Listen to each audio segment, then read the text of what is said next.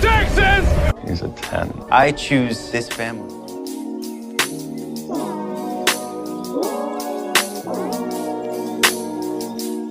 Hey guys, and welcome to episode 67 of 911 Lone Star Roundup. I'm one of your hosts, EJ, and with me today are my lovely co-hosts and friends, Katie. Hey guys. And Grace. Hi everyone. Today we'll be talking about 911 OG Season 5, Episodes 13, 14, and 15, titled Fear-Ophobia, Dumb Luck, and FOMO, or Fear of Missing Out. We are going to talk more so about the characters and not so much about the emergencies. We probably won't mention many of them, so we just warning you ahead of time that we're not going to be focusing on that. Yeah, we can always talk about those at a later date. So in episode, we did discuss episode 12 in a previous podcast episode, and which is when Maddie and Chim, we decided to go back to LA from Boston. And so this is the picking up from there. And Maddie, we get a little montage at the beginning of the episode of Maddie reuniting with Buck as Hen is reuniting with Chim, and Buck's all excited to see his sister, which I was happy to see because we were waiting for the reunion. And then Hen and Chim returning or reuniting was really cute. And they're like, besties are back together. And like we just, okay, so at the end of 12, we kind of all assumed that Chim and Maddie would get back together, but Chim quickly explains to Hen that him and Maddie broke up. They said they was about halfway back from Boston driving, and they decided that they were gonna break up because they'd kind of grown apart in the time they'd been apart. Yeah. I was like, understandable. I know a lot of people were kind of bummed at that. I mean, and I was too, just because I liked them together, but I think both of them went through a pretty big ordeal that they couldn't just get past. And sometimes you have to take some time for yourself. Yeah. I guess the only reason why I wasn't more bummed is because, I don't think it'll last forever. Right. It's, you could tell, and especially in the future episodes too, you can really tell there's something still there. And obviously, I would say they're one of their top tier ships and stuff. So I feel like they won't keep them apart forever. Yeah, we all know that I'm I like the ship, but I'm not crazy on the pairing. I like them when they're on screen. That's about it. It's kind of the same here. I miss them when they're on screen and obviously are broken up, but other than that, I don't care. Not because I didn't like it, just because otherwise I'm pretty occupied by anything else happening in the show. So I often don't think there's no Madney, I'm upset. Right. No, I just forget they aren't together until they're showing them being broken up. I'm like, okay, that's weird. Get them back together. Mm-hmm. If not for them, for the kids, that's a whole other topic. Oh well, there's nothing ever comes out being together for a kid. That is true. Yeah, definitely. I know there in this same kind of montage, there's a mention that Chim had apologized profusely to Buck for punching him, which that was an interesting thing he did. I kind of had forgotten about it, or it seemed like so many seasons ago, it didn't seem like it had just happened. I'm like, oh wow, that did just happen. Well, this season has been an interesting one. You kind of forgot a lot of things happened. This season was weird. It definitely, you could tell that something was off. It was very clear. So the fact that I knew that was something that did happen, but it was whatever. Yeah, but it was good to see them back and starting to kind of get together. And I think Hen explains, or Hen and Chim find out that Eddie quit and Bobby had replaced Chim, and so Chim's was kind of a little bummed to hear that. And I think he heard that Buck asked Taylor to move in with him, and then Buck made out with the new firefighter. It's finding out all the drama, right. Chim and Maddie just finding out separately at the same time. Yeah. And stuff, and being what? This happened? Right. And I loved Chim's comment about, you guys fell apart without me. Yeah, that was so funny. I love that. Yeah, that was just the show being yeah, we know the first half of the season was so weird. We're sorry. Yeah.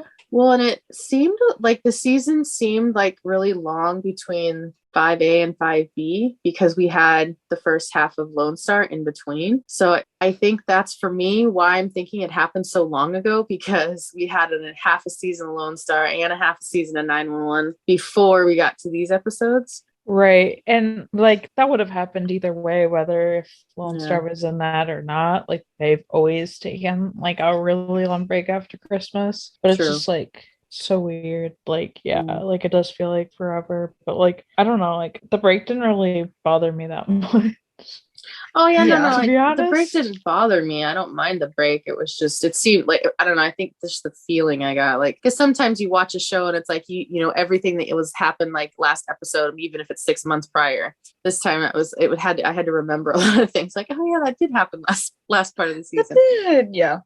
So after we get Chim and Buck and Hen and Maddie, we get Eddie in therapy, which we totally love and have been dying for months and seasons. And he's with Frank, and Frank is asking him what he's afraid of, and Eddie's typical response of, that's an open-ended question. And I don't know, you could tell he didn't really want to be there. Yeah, and like Eddie's like, well, I guess I don't really love going to the dentist. And I'm like, that is such an Eddie response, because like, I don't know, like it's like, I don't know if I have fears. So I guess I'll just say this. Right.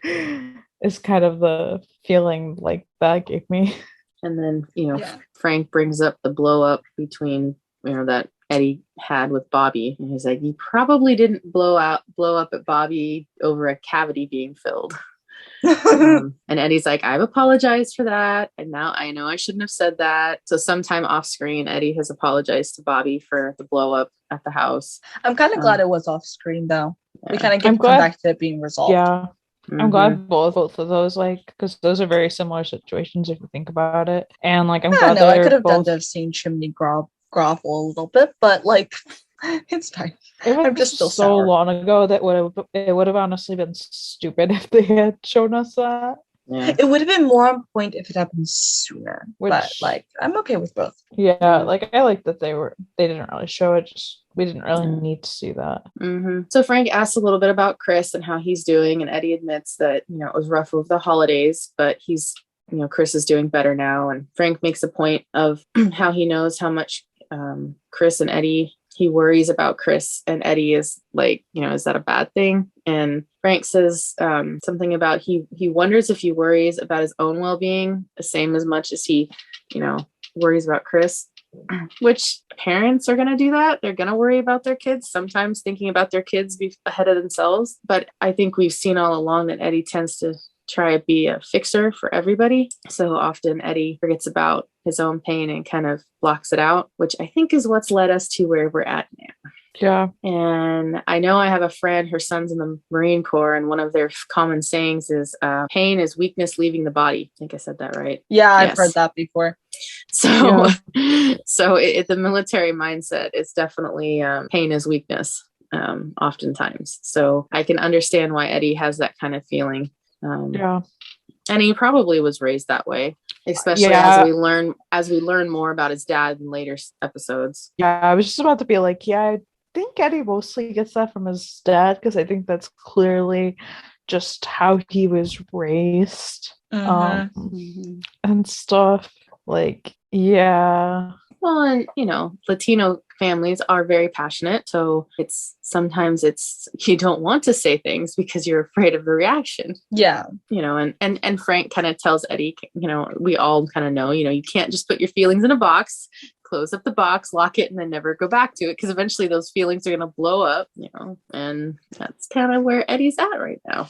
Right. And the whole, like, Eddie puts Chris before himself. Like, obviously you're going to put your kids before yourself, but the whole point is that sometimes you have to take care of yourself before you can take care of anybody else. Yeah. Like, you're not going to be any good for your kid if you just, like, let and yourself terrible at taking care of himself. Yeah, exactly. Eddie's terrible at taking care of himself. Yeah. Eddie would be the one to forget to put the oxygen mask on and put everybody else's oxygen mask on first, and then like pass out from lack of oxygen. Yeah. Like that would be Eddie. He would do that on purpose. Totally. Yeah, probably. He'd be like, no, you take it. So at the end of kind of this scene, Frank offers Eddie a suggestion that he should talk about his pain, because he can tell that Eddie's not opening up to him. How and why, he doesn't necessarily know right now, but he suggests that he should share his pain with somebody that knows what it's like. And that kind of hints at maybe Eddie should reach out to some of his army buddies and see, talk with them.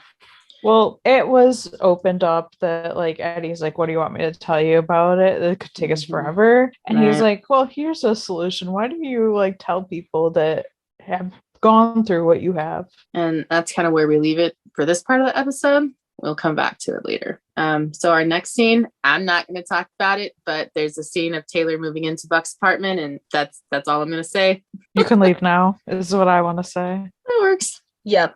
Like, just turn around and head right back out that door. Yeah, all those boxes you packed, they're easy to move. Just take them and go. No. All you have to do is just drop them over the balcony. Oh, that was fragile. Oh, well. Oops. Oops. Heirlooms? Not anymore. We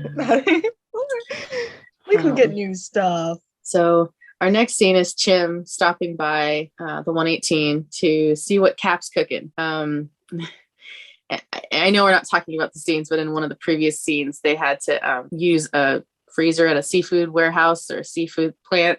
So they had to take all the food out. So then I think Bobby had to buy all of it. So now he's got like they probably just gave it to him, honestly. Are like loaded with seafood. So they were having sushi. And Chim was looking forward to like a home cooked meal from Bobby. So he's like, but there's sushi.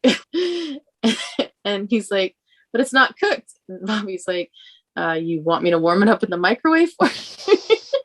Yeah. No. I thought that was a cute little scene. And also we get kind of the next, I think it was Maddie comes over or has G with her and she's at Buck's. And so we get like Uncle Buck. Well, yeah, she kind of like interrupted kind of when Taylor was moving in. So like I think Maddie like thought, like she could stay with him for a while because her and Chim both like blew through their savings being away and all.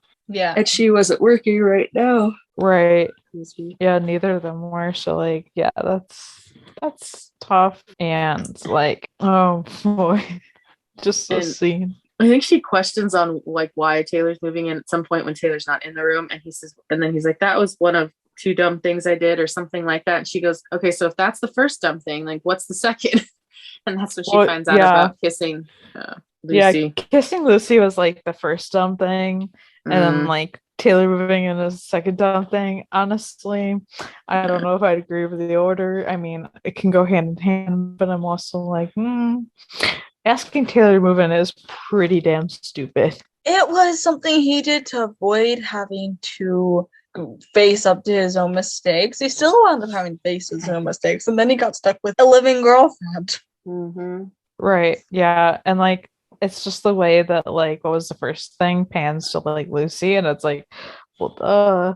And then like, just this is like the start of like when Jonah's still like at the 118. This is the start of when I start having weird thoughts about just this whole situation. Like every time they start talking. Wasn't this like, where there's like standing off to the side, kind of like they're like they're like staring at them, and they're just like talking or whatever, and like they're looking at Chim, and like they're just like like I don't know, like I think they say something like, I think Lucy says something like, oh, I thought he'd be taller or something. So I guess like he's not what they expected. Yeah. I mean, if you've been hearing about like how you're only filling in for someone for a while, and Hen had said how he's better.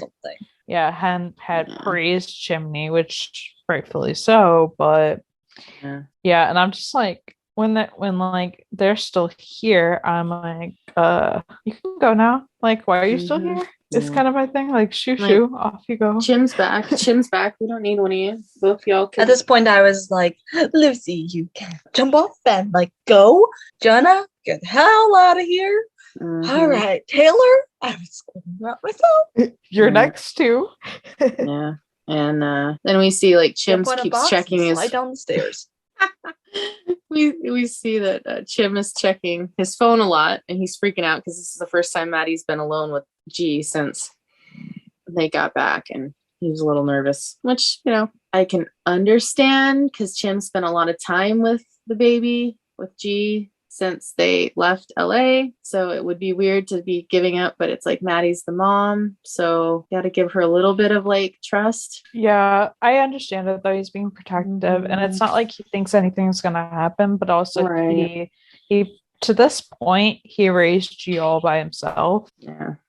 So it's a hard place to be because like obviously he trusts her and he knows that like she wouldn't like intentionally harm her or nothing really would happen, but like he did raise her to this point, so it's hard. Right. So when Chim gets back to the apartment, when Maddie's leaving, he asks her if she gave G a bath, and Maddie kind of is like, oh no, she didn't get dirty today. Yeah. So you could obviously tell she was trying to avoid that topic, but rightfully so. She had a scare the last time she tried giving her a bath. So I can understand why she was nervous. When I saw that, I was like, okay, how are we going to how are they going to work on this one? Like, what are they going to do? Right. Like, are they going to make this like a thing with her? Or is it like she had the moment and then is she going to work on it? Right. Because you can't just avoid that forever. Like, that would be like really bad neglect. Not great. So yeah, it's definitely interesting to see like, oh, what's going to happen? Like, how are we going to work on this? And then we have a scene with Albert and Maddie are talking. I guess Albert's been staying at Chim's place, and he's been talking about struggling with the job. He's a probationary firefighter still, so it's, we know what probies are treated like sometimes. He feels like he's living, people's nightmares, which leads Maddie to kind of have a flashback of the bath with G. But then we see Maddie kind of resolving herself to have a bath with G, and I don't know, I wouldn't say resolving, but she was definitely making steps towards like helping G in the bathtub. And Chim finds them playing kind of like on the bathroom floor, like right by the tub, which is like a good way to like get your toes wet, I guess you could say. Then we come to like the last little bit of the episode, and Eddie is struggling. That's one word for it. Yeah. So he's having some flashbacks to time in the military, and he calls Anita Mills, which is one of the people that survived the plane crash or the helicopter crash that we learned about in 315, Eddie Begins episode. If you need a reminder on who she is, she's the one who said just before they shot down, it's so pretty from up here, you can almost forget that it's called the Valley of Death. That's right. That's what else was like, really, Mills? Yeah, not helping. That's her. Yeah, right. I liked her. Oh yeah, I liked her. So she was one of the few that survived, and so he calls her. We see Chris, he's in his room playing video games, and then Chris all of a sudden hears Eddie yelling. There's some glass breaking and some yelling, and rightfully that freaks Chris out. So what's he do? Calls Buck. I love it. And I just want to say, like, the writers want to say that, like, Buddy isn't a thing. How many people do you think call their friend? Their kid calls the friend. Like, right. Yeah. And I know, like, Chris, I think because he had his headphones on, so he didn't initially hear Eddie, and then all of a sudden, like, he take his headphones off because he heard it, and then, like, so he goes and like tries to knock on the door, but it's locked, and then he calls Buck, and you can hear him like yelling.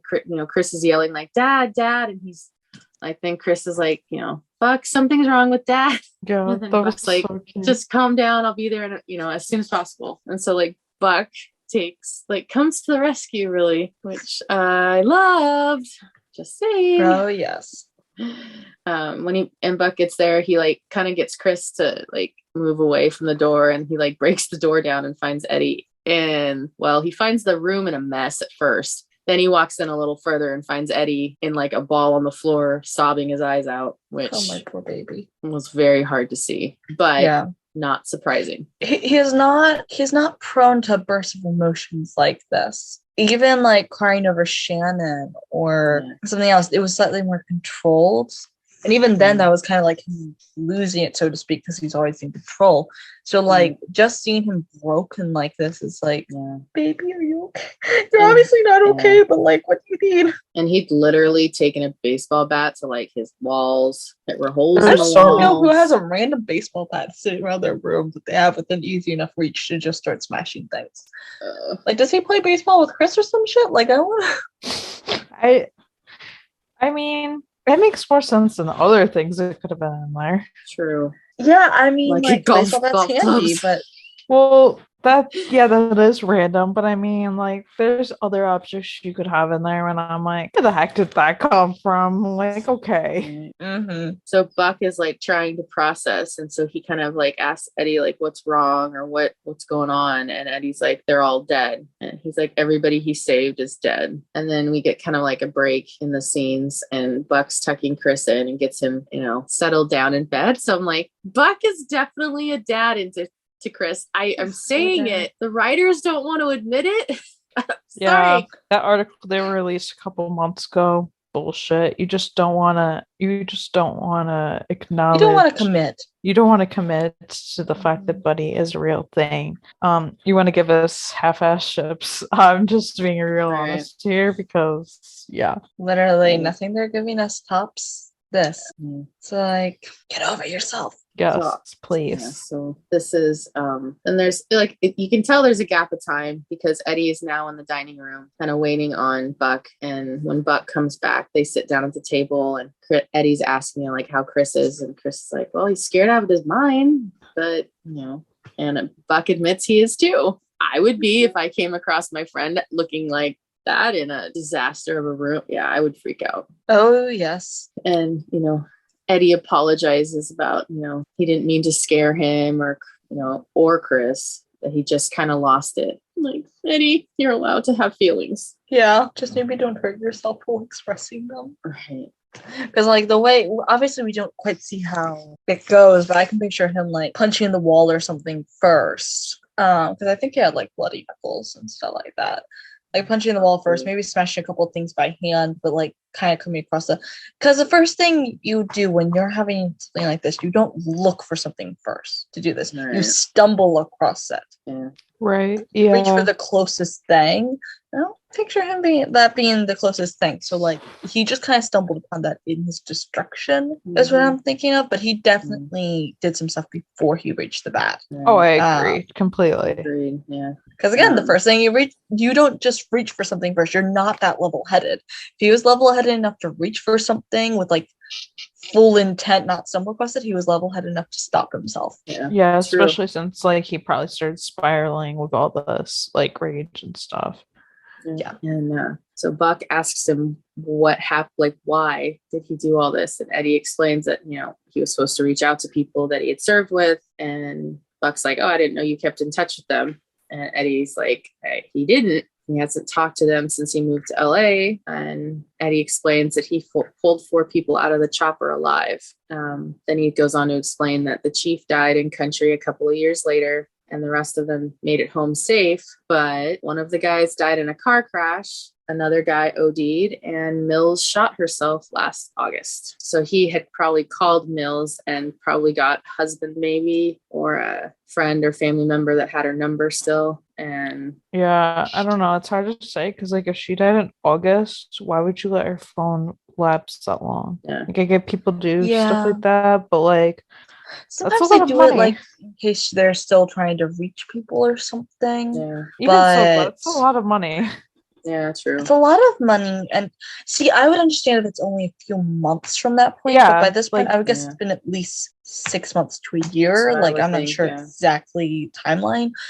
So it's a little fuzzy on how he learned it.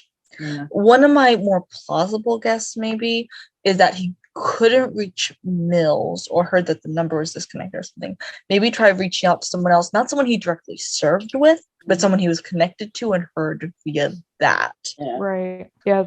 That is possible, but I have no idea. Yeah. And they don't tell us, like, and we're not going to know. If we were going to know, we would have learned that. Yeah. Right. Yeah. And then Eddie's talking about how, he pulled them out to safety, but he didn't really save them. And Buck's like, so that's why you took a baseball bat to everything you own? And Eddie's afraid that he'll never feel normal again.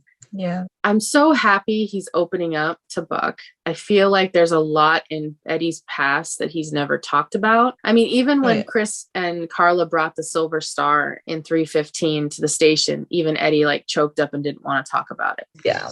So for him to open up now to Buck is a big step. So you can really, we don't know what Buck knows. Right. We know what we know because we got flashbacks on 315. Yeah. Still one of my top episodes. Same. But Yeah. but Eddie Begins. I almost said Buddy Begins and I wish, but like that I wish with that's faith. a dream. But no. That's the dream. Eddie, that's the dream.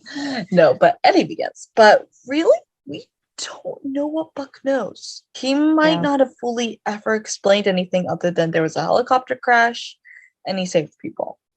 Yeah. He might not have explained everything because that's hard to explain. Yeah, exactly. Like knowing Eddie, I would just assume, knowing him, that he probably told Buck as little as possible, just because if he's not going to open up to like anybody else, like yes, he would open up to Buck. I'm not saying he wouldn't, but like Eddie, I have a feeling Eddie just kept this locked away, and he kind of just gave the most basic details. And I mean, you come back. Surprising. You come back and no one knows what you've been through. Right. Exactly. And you come back to, and we see this then, him being a hero. And he doesn't feel like a hero. Yeah. Right. Yeah. And, even though he did save those people, he doesn't feel like a hero. I don't think he really feels like he deserves his medal. And so it's like, I could write an entire book on Eddie's psychology, I think. But I give it to Buck.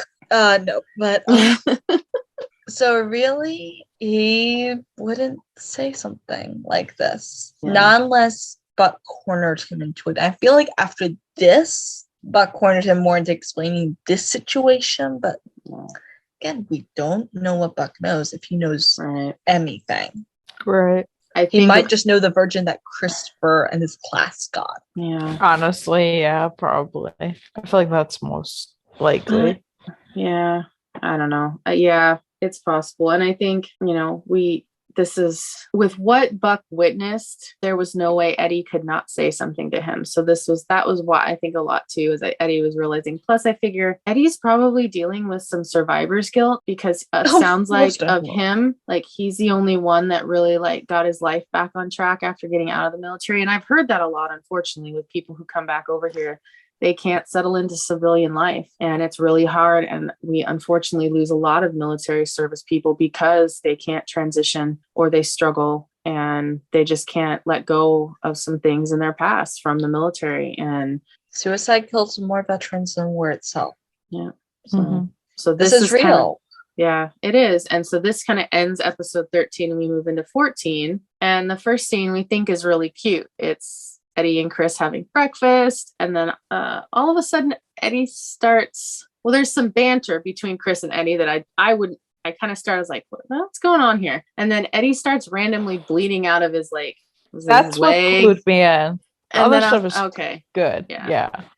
And then it's like, okay, this is a dream. And then he has a flashback of getting shot, and then in the water, and like from in the well from 315, and he thinks he's dying, and Chris is like casually like, you're always dying. Which, if you didn't realize, this was definitely a dream or a nightmare. More like a nightmare. Yeah, very much so a nightmare. But like, if you weren't clued in by that part, like Chris's commentary was definitely it. See, like there were definitely various things. Like I think I'd already heard that there was like a dream sequence or something before I watched this, so I was already a little clued in. And like I'm a little sad that like the cute stuff that we got before this was a dream, because I want to see this like in not dream format. Right. But like there was the bleeding, which if it didn't look like a bullet hole, then you could have thought, oh, maybe something happened. It was Chris's non-reaction though. That really was like, okay, this definitely is the dream. Right. Because real life, Chris would have been freaking out that his dad was hurt. Right. He's just casually eating dinner, not even looking at Eddie. That's not realistic. So Eddie kind of wakes up, and Bobby's sitting on I think he's on the coffee table or something, facing Eddie, and which was good to see, because the last interaction we had directly with Bobby was when Eddie and him had it out, and Eddie said some things he shouldn't have said. So I have this feeling like this is like the next morning or a couple of days later when like Buck sent out the 911 text to the group text or something, like Eddie needs our help. It's kind of how I feel like I got that vibe. They definitely rallied. I feel like he probably just told Bobby. Not that he wouldn't tell anybody, but that's just because that's kind of like Eddie's business, and like sending it out to everyone kind of wouldn't be great. Right. And I feel like Bobby's the only one that gets it, and Buck knows that. Yeah. Bobby's the only one in a need to know situation. Yeah, not to say that the rest couldn't have helped, but it also wasn't Buck's to tell. That's true. It wasn't his story. So, it would have been great to have seen like the rest of the 118 rallying around him or something like that, but Bobby particularly was needed in this situation. Right. Yeah, especially like he knows how it is, and like they've been through like sort of like similar things. Yeah, a lot of survivor's guilt. Mm-hmm. And I don't know if he asked where Chris was or about Chris, and Bobby was like, Buck took him to school, and I'm like, Buck took Chris to school. Okay. Another note that he is his bonus dad. Yes. Mm-hmm. And Bobby shares, she's like, I'm sorry to hear about your friends, or I'm sorry about your friends. And I have heard that when you start dealing with one trauma, it starts to open up like Pandora's box with the other traumas. So I feel like that was also part of what was happening with Eddie, is that he was trying to scratch the surface, and by scratching the surface, it just let everything out. Well, see, even if he had gotten through to Mills and had talked to her or something like that, that would have dug up a lot. But then he had to deal with, well, for one thing, he couldn't get resolution through that. Like, that was slammed literally in his face, that he couldn't, and gave him a whole heap of new trauma. Right. And that kind of pushed him over the edge in a way, like kind of just getting a lot of it all just started piling on him. Right. Yeah. And like Eddie makes the comment of like, he can't believe they're gone, but he's still here and he doesn't understand why. And Bobby says like, that's a question like you'll never be able to answer. Right. And it's just so true. I mean, that's definitely where he's at. And I was just happy to see Eddie was like, he's not technically a part of the 118 anymore, but he's still part of their family, So at this moment, he's not part of the 118. I mean, I don't want people coming out and be like, yes, he is. Okay, yes. Well, yeah. We know. And I think we know.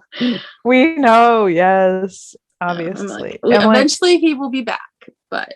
Well, not even that. Like, even if Eddie never went back to the 118 again, Bobby would still be looking out for him. Right. And stuff like, once the 118, always at the 118, unless you should be banished from the 118, then you should be banished. Oh, no, damn it. Yes. But for the most part. I have a tickle in my throat there. Mm-hmm. Which, speaking of, we find out that Bobby Chim is back at the 118. And Bobby they find out that, Bobby found a spot for Jonah at another house since Chim is back. And so there's a scene of Hen and Jonah saying goodbye. And I'm just like, bye. Leave. Like, see ya. Wouldn't want to be ya. Yeah. Oh God, that just showed my age. Sorry. No.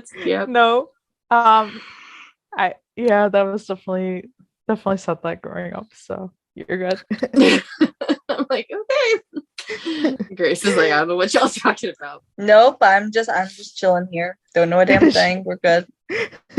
We're on the same page though, so there you go. Oh, I'll have to tell you about that later, Grace. I mean, I've heard the term before, but like, okay, it was very common in the like late 90s, early 2000s, and it's been kind of not something said recently, so I'm like, oh God. Anyways, a little later in the episode, we have this very odd and weird and unnecessary scene with Jonah and Lucy meeting up for like weird. Meeting up for drinks, and it was like, what the frick? I get they might have become friends and that kind of stuff, and they were kind of the outsiders. So maybe that's the outsiders, yeah. So maybe that's why but I feel like the only reason why they put this in here was to make us feel weird. It did that.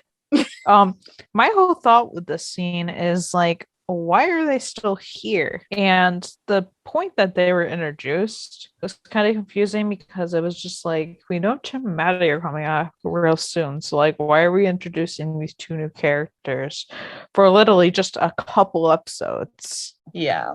Like they were only really serving a purpose for maybe like 3 episodes ish. Yeah. Them having a scene alone just didn't make sense. And there was a brief moment where I was like, I was envisioning like, is this what it's going to be like in a few years or a few seasons when a couple of the other characters leave and this is they're there, like, you know how you have these shows where like they're long running series and then all of a sudden like 10 seasons down, you've got a whole new cast of characters basically that have come and gone over the years. That's amazing. It's amazing that we're still on our main cast. Yeah, I know. With only a few minor changes. Yeah, which I'm grateful for. Because I love consistency. I love the unification of that. So, but yeah, so that's kind of was like, oh, maybe that's what they're alluding to is, like down the line, like that's definitely not what they were alluding to, as we will learn in later episodes, but still was unnecessary as far as I'm concerned. Yeah, definitely. Yeah, and Jonah makes this weird comment like, "Oh, how's Hen? Does she miss me?" And Lucy says she still calls you Monday. And I'm like, yeah. That's our Hen. Yeah. We love you, Hen. Dependable. Yeah. So kind of we have our next scene is Chris and Eddie. Chris is asking Eddie if he's okay. I think he had just gotten back from a counseling appointment or something like that. Yeah. Honestly, who knows? But he was like making dinner and Chris is like asking him like, are you okay? Oh. And Eddie's like, yeah, he's just a little tired tonight. So Eddie kind of sits down with Chris and, explains how, he's talking to Frank, which is the therapist, kind of the same way that Chris talks to Dr. Lim, which is his counselor. And Chris, he's like, I thought you're supposed to feel better after talking to him.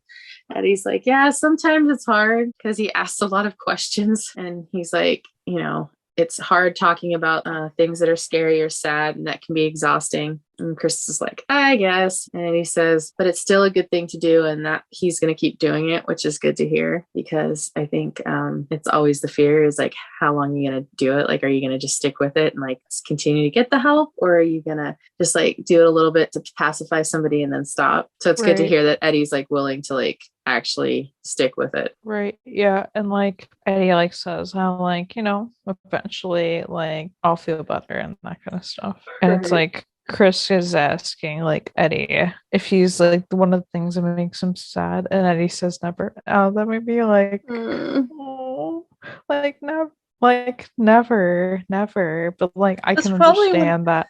For being honest, to some of Eddie's dark times, Chris might be the only reason he's still here. Oh yeah, I agree. I think if Eddie didn't have Chris, he would have felt like so lost. He wouldn't have a purpose. Like in Eddie's eyes, like obviously he does have a purpose, but like in Eddie's eyes, he would feel like he doesn't. Chris gave him the will to keep fighting. I feel like he could have ended up with like some of the others.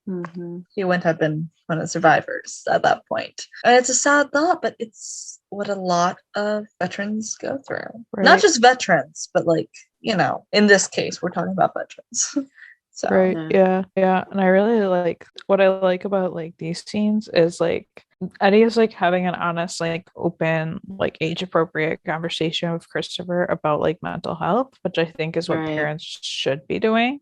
Oh, definitely. Like, and stuff, and not a lot of people do. And this is so important because like we know that like this is never something that Eddie would have experienced growing up. So the fact that like we're getting this is like everything. Yeah. So in one of the other scenes, we have Maddie is with G and she's noticing that she's not feeling well. I think she seemed feverish and there were some things wrong. I think she was throwing up, or I can't remember all the exact details, but she wasn't getting food down. And no, I don't even think it was that. I think she just had like a fever, and like she just seemed like she was like crying a lot, and she just seemed like off.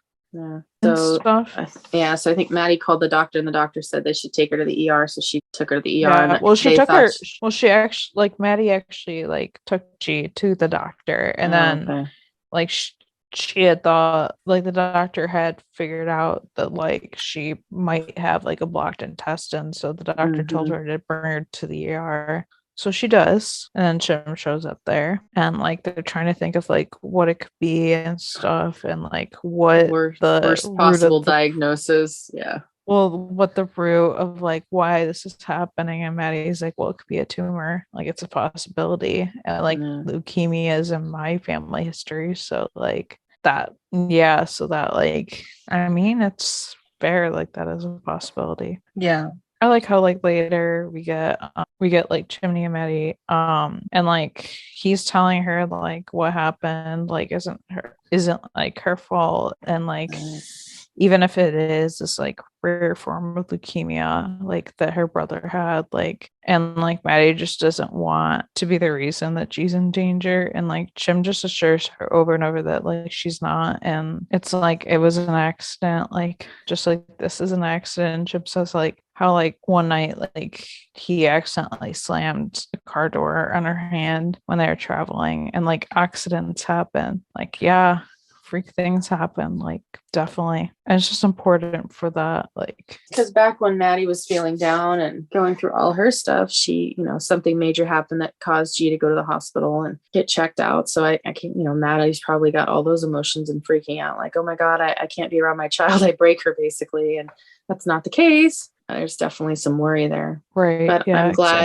glad that Chim shared what he did with her about, like, accidents happen and this happened with her, but she's okay. Like, she came through it. And so we get another scene with Eddie at therapy with Frank, and they're talking about Eddie's kind of in the helicopter, and the guy that he was treating, Greg's, he's the one that had the 3 daughters, and there was some now I'm remembering, I think there was some teasing about, like, he had a tattoo of 3 girls' names or something on his arm, and Eddie was kind of teasing him about, like, oh, you've got 3 daughters, I'm sorry, kind of thing, just joking about, how a soldier has 3 kids, and unfortunately I think he was like, wow, you've been busy. Yeah, kind of. Too. Yeah. So, and Eddie kind of admits he feels bad that he wasn't able to save the guy, and the plane ended up crashing, and he could barely get him and the other people out, like, and this guy was already injured. So he feels bad and kind of blaming himself. He probably was dead on impact. In fact, he was, because he had blown out dead. And, like, obviously Eddie blames himself. Like, yeah, of course he does. Exactly. Like, poor Eddie. Can someone give him a great big hug, Buck? Speaking of. We do see Eddie go home, and who's there? Buck. I feel like Buck is like the live-in, I don't even know what you call him at this point. Well, I mean, he should better to be at their place than at home with what's her face living with him. Sorry, she does not have a name anymore. Anyway, enough. Okay, and I'm just going to clarify, this has nothing to do with the actress that plays her. Right. So Buck is asking Eddie, he's like, so how'd it go? And Eddie's like, the usual, crack myself open for 50 minutes only to leave feeling like I was hit by a bus. I'm thinking, at least he didn't say fire truck. Sorry. Wouldn't make any sense, but yes. No. Or having a fire truck land on him. Never mind. And Buck's like, yeah, so that must mean it's working. And Eddie's like, I'm supposed to feel better at some point, right? And then he asks where Chris is, and Buck's like, oh, he's in his room finishing up his homework. I'm like, he's so being a second dad to him here. And then Eddie picks up some drawings on the table, and he's like, did Chris draw these? And Buck's like, no, that one's mine. I misunderstood the assignment. Typical. It was a pretty damn good drawing. Yeah. Dang. I was like, wow. Yeah, like the one that's like the artsy one, with Bucks, and the other one that's Christopher's, with like totally. And then Eddie, kind of asks Buck, he's like, do you ever feel like what they do for a living isn't worth it because it makes them need therapy? What he puts himself through, and what he puts Chris through, and the greater good and all. Maybe that's not a thing. I don't know. I can kind of see where Eddie's going with that, just because it is hard, but it is worth it because you're helping people. because out of the one that you lose, you save 10 more maybe. Right, which we kind of see like Albert going through the same thing with him, because he had said like, it feels like you're seeing people on their like worst day. Yeah, I get it. It's like hard, especially like just how you have to like somehow some people choose to like having to put it away and stuff. Yeah. And like it's hard. And I get it. I'll have to send you guys the video. There's this video called The Difference Between Men and Women's Brains. And they're talking about how like men have these very neat organized boxes stacked in a certain spot. When they want to deal with what's in the box, they go get the box, they take it out of the box, they open it, they deal with it, and then they put the box back right where it went, and they never touches anything. Women's boxes are all jumbled up in different spots, and one thing touches another, and then that causes something else. So it's like talking about how different like men and women process stuff. Like sometimes I see like watch these shows and I was like, okay, that's Eddie putting, like his boxes in neat order, and then when he's like processing his trauma and getting upset, like, okay, now his boxes are starting to touch. But it's healthy too, because then you start having less boxes to deal with. So kind of in the end, towards the end of the episode, we do find out that G is okay. She doesn't have leukemia, no tumors or anything like that. They thought they might have to do a procedure on her. It seemed like they had a blockage, but thankfully she was able to pass the blockage. It was just some indigestion, and she was given a clean bill of health, so that was good. And then during the episode, Buck had learned some things from Eddie, and in the previous scene with him, it was kind of hinting that, Eddie's like, is what we do really worth, all this trauma and stuff that we have to deal with afterwards. So through Buck's research, quote unquote research, Eddie and Buck take Chris to this farm ranch that does equine therapy. And I was like, okay, where are they going with this? Because this is cool, because animal therapy is like amazing. And, Eddie had mentioned the previous day, and Buck's like, well, the other day when you brought up things about things being random and there's, a point, what's the point? And Buck tells Eddie that, before he joined the 118, that before Eddie joined the 118, there was a rule that they don't go past the glass doors, which is the doors to the ER. And kind of, I think Buck said something along the lines of, I'm not really sure who did it first, but it was probably me or something. Buck's probably right. And he talks about how they're not supposed to know the outcome of anything, because sometimes knowing the outcome makes it worse. Like your feelings worse. And Buck got to thinking about the day that Eddie was shot, which I don't want to think about that day. That was a bad day.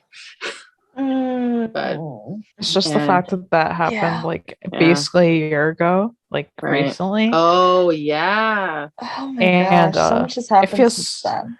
It feels so much longer, like, I don't know, it just does. And Buck comments, he's like, the day that Eddie got shot, they weren't on a call. Eddie had become friends with that kid, Charlie, and they were there to help Charlie. And right, because Charlie called him. Mm-hmm. And it made Buck wonder if he said, I wondered if you ever wished we hadn't saved Charlie. And Eddie's like, oh, come on, Buck. And Buck's like, the kid had been being poisoned by his mom. He's probably going to be messed up for his life. He almost died. And he's like, you don't regret going there? And he's like, no. And Buck's like, but if it's random, and Eddie's like, it was the right thing to do, being there, helping the kid, because Eddie kind of put the pieces together that the mom was poisoning the kid so she could get all these benefits and whatever. And Buck's like, yeah, I was thinking the same thing. And he points out to the horses, and there's a kid on one of the horses with one of the trainers, and it's Charlie. And Buck had been doing some research, and technically him and that lady that he's currently living with. That sounds so wrong. It makes him sound like he's dating like a 60-year-old woman. Just saying. Roommate. There you go. His female roommate. He says that, Buck told him that, Charlie now lives with his aunt and uncle, and he seems to be good, and they've been bringing him to this equine therapy place for the past few months. And Eddie's like, he looks so happy, and Buck says, because he got the help he needed, and it started with Eddie. So Eddie gave him a second chance. So maybe that's the point and Eddie acknowledges that maybe it is that, they can make saves and they can make a difference. Like, I love this scene for so many reasons. When we were going through it, I was like, okay, yeah. So Eddie's been bringing up a lot about his army days, but we haven't really seen him talk much about him getting shot. So this was a good way to kind of pull that all together and make him look at like more current events and not just things in his past. Right. Yeah. I don't know what I loved about the scene. Because in Buck and Eddie were standing there. Their hands were basically touching. It was like, might as well just hold hands at that point. Yep. Like, I'm just saying, like... I mean, you might as well. Might as well. They were like this close. Yeah. Like, literally an inch away. And I'm like... Huh. Can you... it would have been even nice for them, like Eddie, to hug Buck. We could just say they're holding hands then. They'd be like hugging. Yeah, I mean, a handhold would have been more casual for the scene, and I would have loved that. Or Chris comes out and goes like, "Hey, Dad!" And then both Eddie and Buck respond. Sorry, that was straight out of a pit. I mean, yes. Grace, do you know much about the equine therapy? I know you've been around horses before. Yeah, not really. I wish I did, but it wasn't like we did that particularly. And I do know horses are really good for that, though. Just speaking on knowing about horses, because horses are super in tune to your mood. If you're nervous, they're going to get nervous. If you're upset, they know it. So it's a really good therapy option because they're so in tune with you that they're going to match what you are, which can sometimes be a little bad. Like if you're nervous, then the horse is nervous, but they'll be on your pace. So just when you're dealing with struggling kids and stuff like that, horses are just really good for that. There always are differences, but really they're level-headed, very gentle animals, even for giant ones. I don't know. My sister has a horse that eats like cracked peppermints, and because peppermints basically crack for horses, and dances to Sugarland. Horses are just chill. So yeah, I don't know much about therapy itself, but I do know something about horses, and you might have to deal with them nibbling on everything to get their near their mouths, but they're sweethearts. So that scene was the end of episode 14, and we move into 15, and it starts with some Maddie and Chim Chim has the baby box out that Maddie's parents had given her because he wanted to put some of G's Boston pictures into it, and Maddie was definitely kind of upset about this. Well, yeah, because he had so much and she missed all this, and she's now realizing how many milestones she's missed and just how much stuff she's missed. And she still feels guilty, even though she left for good reasons.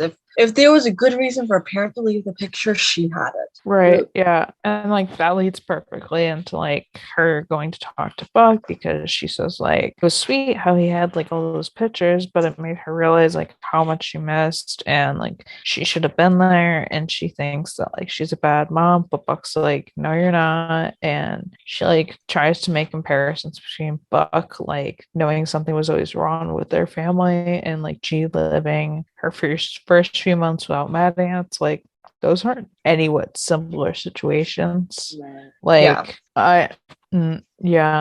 And Buck says he makes a good point that their parents never dealt with their feelings, and that's what affected them. But Maddie was getting the help and trying to better herself for G, which is very important, and that's how things should be. And I think of all of this is probably, yes, there are a ton of milestones kids have in the first year of life, but 99% of the chance G is never going to remember anything before her fourth birthday. So this is probably the best time for Maddie to take some time for herself.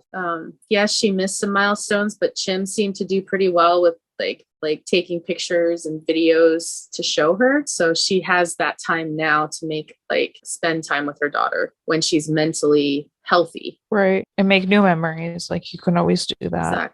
Exactly. Now, what I was saying is that really she might have odd feelings about something was missing during one point in her life, but she's not going to know until they tell her. Right. And like honestly, she wouldn't even grasp that until she's a lot older and she says like she sees pictures and been like, where was my mom? And that kind of stuff. Like she wouldn't honestly get that on her own. Yeah. So then we get a scene with Athena and May. I love their relationship. It's weird because like now that she's an adult, I think May's a little more easier to handle. When she was a teenager, she was like, sometimes some episodes I'm like, she just did what? What did she just say? And now I can at least tolerate it. You know, like I don't know. I love Corinne, like Corinne Masai, who plays May, but like there were some questionable times with teenage May. Oh yeah, like I didn't really, to be honest, like I didn't really start like really liking May until she became like a dispatcher.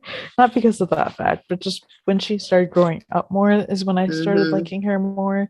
In the first few seasons, I never not liked her, but I was just like I don't really care about that storyline that much, to be honest. May's never really been my favorite. Yeah. Not because I disliked her or something. She's just never been my favorite. And so, like, I only started liking her during dispatching time. And even that took a little bit of getting used to. So, yeah. But now, you know, she's grown up and I've got to like her more because she's grown up. Yeah. Right. Right. So May is asking Athena if she regrets not going through with law school and becoming a cop instead. And Athena's kind of like, no.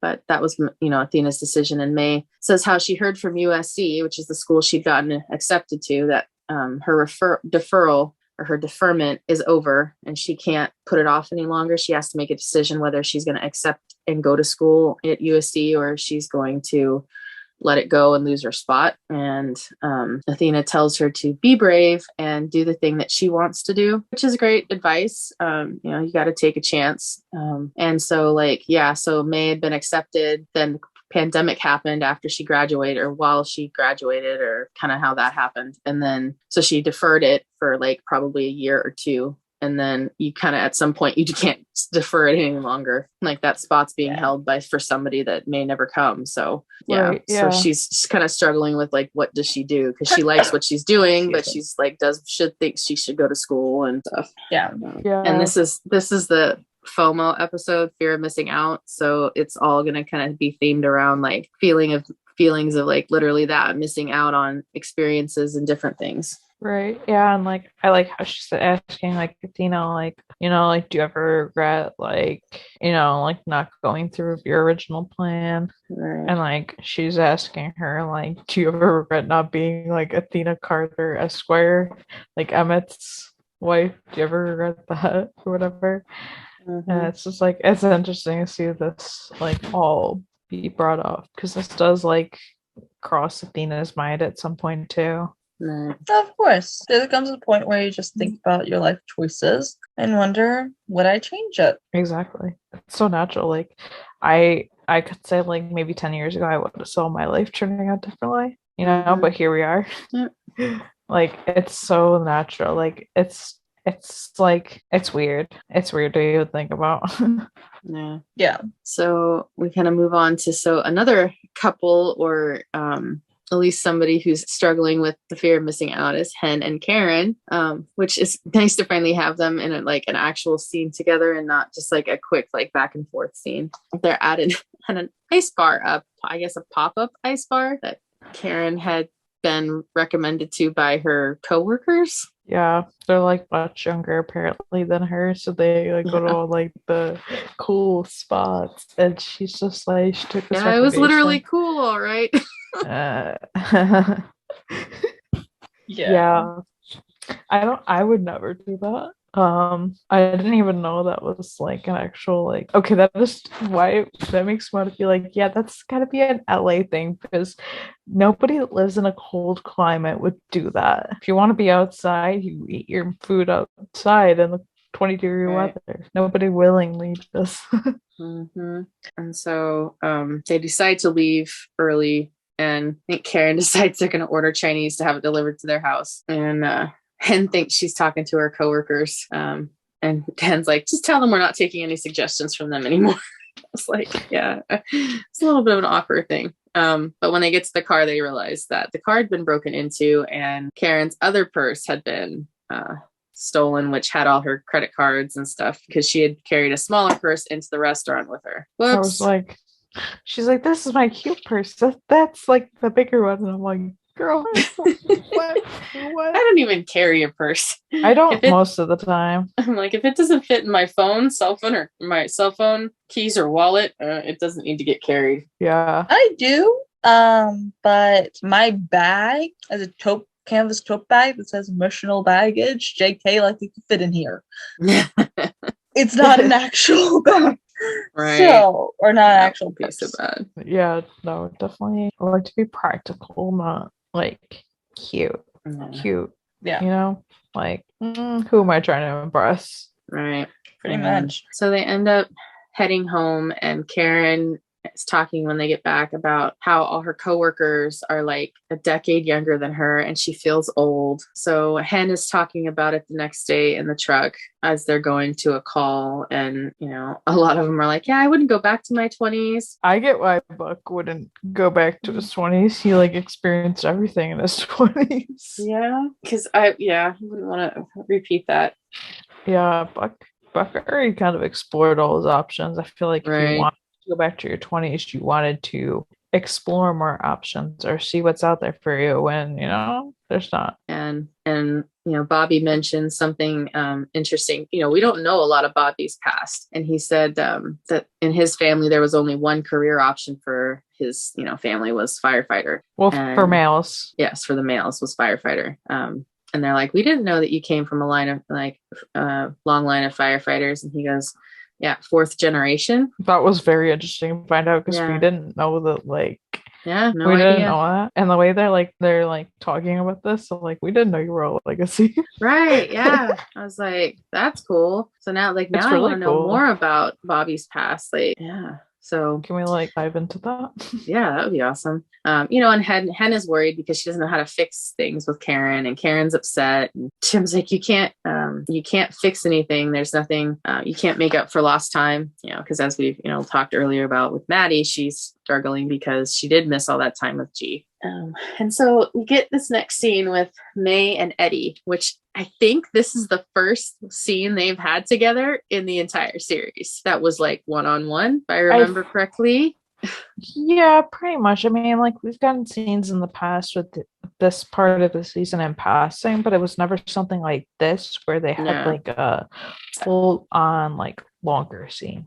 And so she's talking with Eddie, and she said she came to work at the dispatch center just after Athena almost died. And she did it to protect her, to make sure that somebody was looking out for her mom, and probably Bobby too, because he's out there. And Eddie's like, there's nothing wrong with trying to protect your family. But May says she thinks she's losing that person, that part of her. And Eddie says that, trauma often causes us to turn inward. And May kind of looks at him like, how do you know this? And Eddie's like, when did you become the expert? Somehow, therapy's rubbing off on him.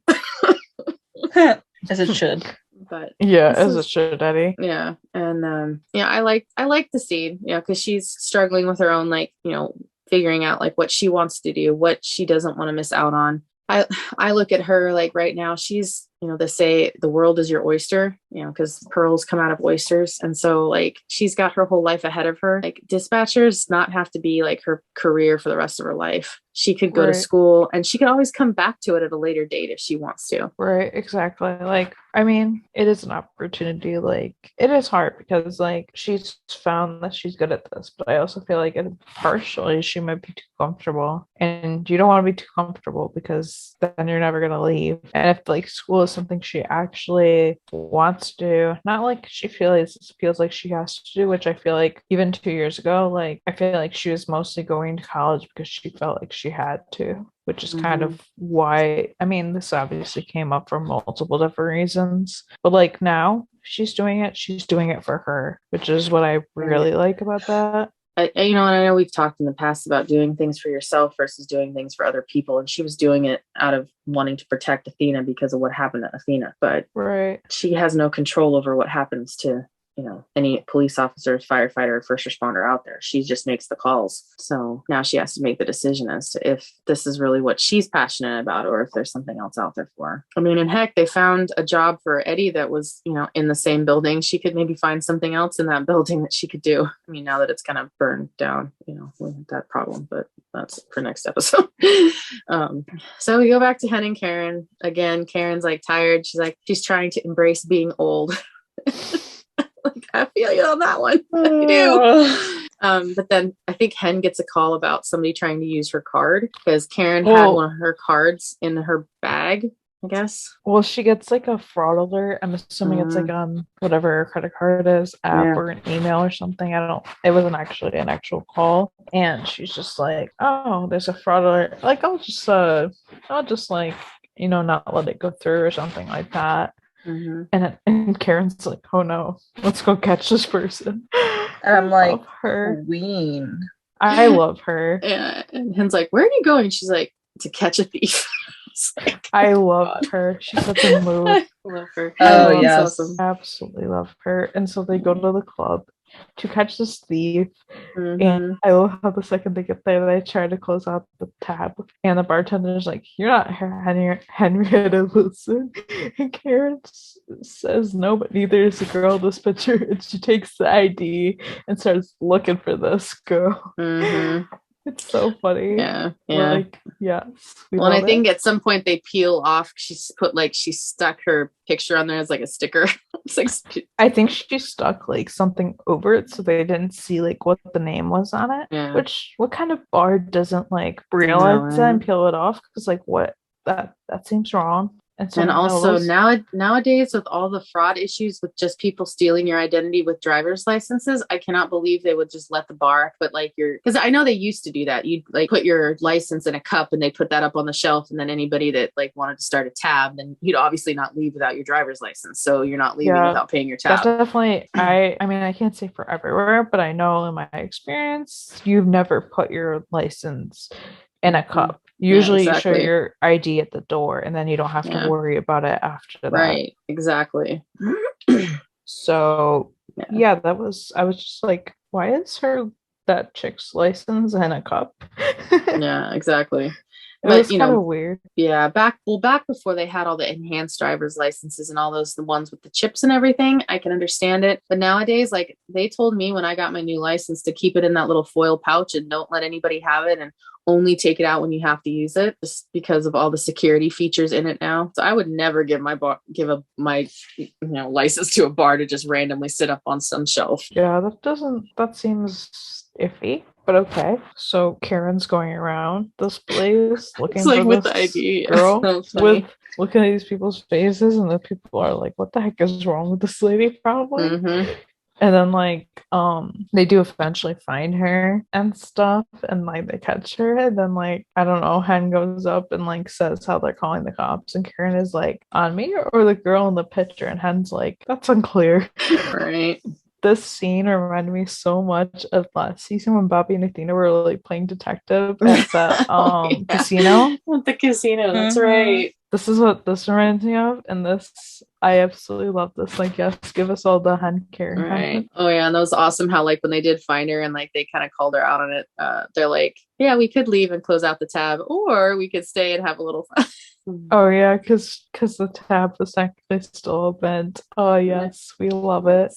Yeah, I mean, enjoy yourselves. Yeah, honestly. Why not? You're there. So then we end on Maddie and Chim, and Lychee's being fussy with food, and Maddie goes to get something different, or whatever, and then Lychee grabs the spoon and starts like sort of like feeding herself, and I'm like, oh, so that was adorable. It was so adorable, and like it's sweet. And Maddie like caught the first. Yeah, it's a new milestone. Yay. And she is like she's seeing this for the first time. It's like great. We love it. Love to see it. And actually, never mind. There's another scene. So we get Athena and Bobby, and Athena like she has like a picture of like her and her two best friends who we saw in Athena Begins.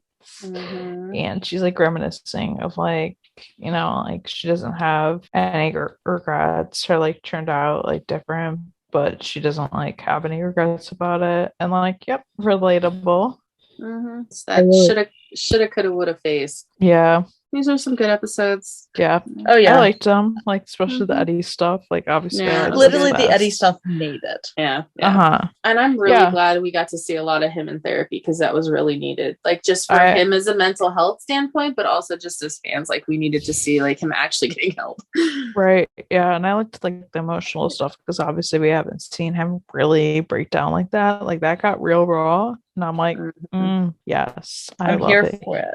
Here to see it. So that's what I really liked. And yeah, this is like, I feel like this is the turning point of the season, honestly, because, you know, it's a rough 5A. 5B like slowly started getting better. Once 5A started, it did get better. But like this was really the turning point of the season, I would say. Yeah, no, 5A was shaky. I think they really let themselves down on that. 5B, it was getting better though. I think they had time over the break to get their shit together, and they got their shit. I think they had to do it because they knew it was failing. And by that, I don't mean, oh my god, they were going to get canceled. I just mean they know their fans weren't happy, and if you're making content for people to be happy with, you need to, So they stepped up the game.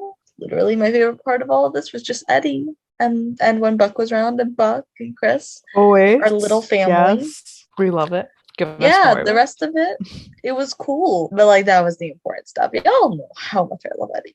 We all do, honestly. Definitely. We all pretty much feel very parallel about that. Like the Eddie stuff did make it. Yeah. Well, thank you guys so much for joining and listening to us. Be sure to subscribe to the podcast on Anchor. We're also on Spotify, Apple, Google Podcasts, YouTube, and everywhere else you can get podcasts. On iTunes and Spotify, please rate us and leave us a review. It would mean a lot to us. You guys can follow the podcast on our socials at 911LS Roundup on Facebook, Twitter, and Instagram. You can also join our Discord server. The link is in the description of this podcast and also in our Instagram bio. You guys can follow me, Katie, at ForLoveTarlos on Instagram and at ForLoveTarlos on Twitter. You guys can follow me, Grace, at RonanRafa911 on Instagram and at SheepGirl31 on Twitter. You can follow me, EJ, at EJ8302 on Instagram and Twitter. Bye. Bye.